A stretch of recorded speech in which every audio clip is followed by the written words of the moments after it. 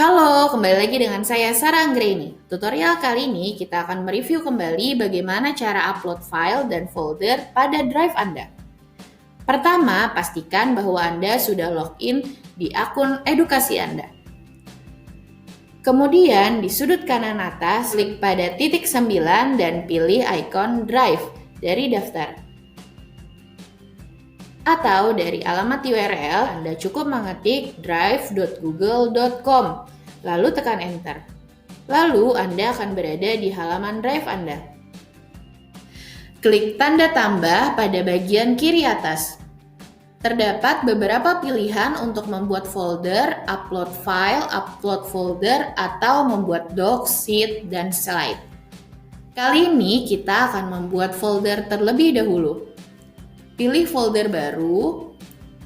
Saya akan memberi judul tutorial. Folder ini akan tersimpan dalam drive saya. Jika ingin menambahkan file yang berasal dari laptop ataupun perangkat lainnya, maka buka folder yang dituju lalu klik. Setelah masuk dalam folder, klik tanda tambah atau baru pada kiri atas.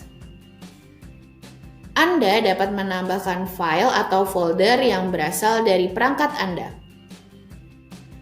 Sekian tutorial kali ini, semoga bermanfaat. Sampai jumpa pada tutorial berikutnya dan subscribe channel kita agar dapat menyaksikan tutorial seperti ini. Terima kasih.